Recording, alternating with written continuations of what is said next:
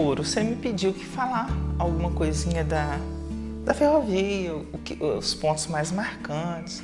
São vários estudos escritos, mas nós ainda não temos uma pesquisa nossa de um rio-docense consistente nessa área, mas nós temos informações.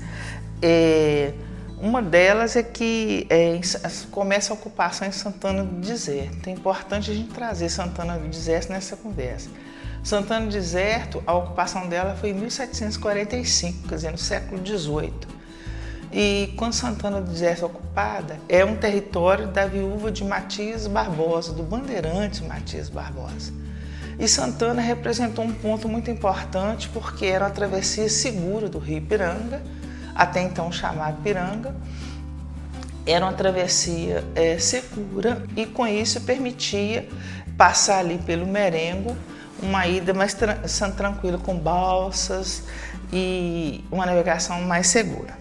Então, por causa disso, Rio Doce começa a receber em Santana a primeira igreja do povoado, a igreja de Santana.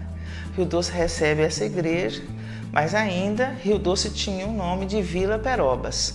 Então nós tínhamos Santana do Deserto e Vila Perobas. Em 1886, Rio Doce entra no circuito da estrada de ferro, da ferrovia. Então, quando Rio Doce entra em 1886, Dom Pedro II vai a Rio Doce inaugurar a estação. Tem registros, relatos da inauguração da estação.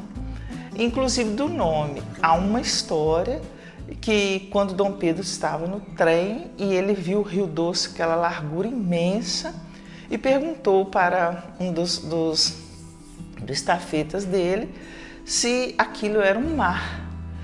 E o estafeta responde: Majestade, não é um mar, é um rio doce.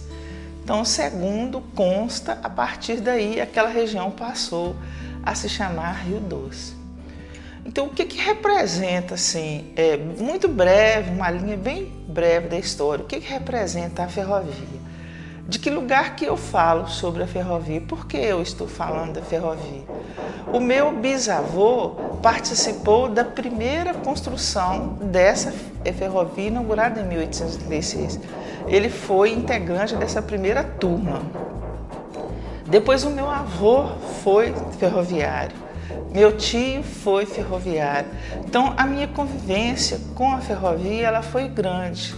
A ferrovia ela tem um significado nascedouro do nome da cidade de Rio Doce, e ela coloca Rio Doce no circuito de Rio de Janeiro com o restante da Zona da Mata. Então Rio Doce passa a integrar uma cidade distante, ela passa a integrar esse circuito. O impacto dos ferroviários dentro de Rio Doce foi muito grande. Por quê? Eles começaram a ser funcionários da Raival, uma empresa da Inglaterra.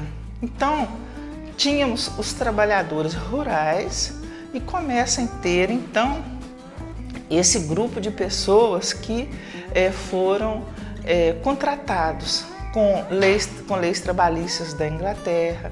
Então, eles tinham auxílio doença, eles tinham a questão de saúde, carteirinha de saúde. Aqui, quem era o médico deles era Dr. Zito, aqui de Ponte Nova, que passava, ia lá e consultava todo mundo nas estações. Então, eles tinham um tratamento diferenciado, eles começaram a ser trabalhadores formais. E o salário também era diferente, que a maioria era trabalhador rural. A maioria esmagadora dos municípios, pelo menos do nosso, era de trabalhador rural. Então eles passam a ser trabalhadores remunerados. E o dinheiro dos ferroviários movimentava a economia de Rio Doce. Então deu um impacto, além de tudo isso, de conectar Rio Doce com grandes centros, com Rio de Janeiro e as cidades da região, também teve um impacto financeiro. Então, a ferrovia Rio Doce ela representa muito mais do que apenas um prédio e de que apenas uma lembrança de um trem. Ela representa toda uma constituição histórica e um tecido de uma cidade. E assim, ela faz muita, ela está no inconsciente nosso, nossa geração, que são os netos e filhos dos ferroviários. Está muito vivo para a gente a chegada do trem, a movimentação das pessoas, as pessoas que vieram, que vinham para fazer negócios e que passavam por Rio Doce. E isso deixou em nós essa grande marca que é ser cidadãos de Rio Doce e que nasceu com esse nome. E Vilas Perobas hoje, nós temos uma comunidade rural chamada Perobas e é o que restou assim, desse nome Vilas Perobas. O restante, Rio Doce.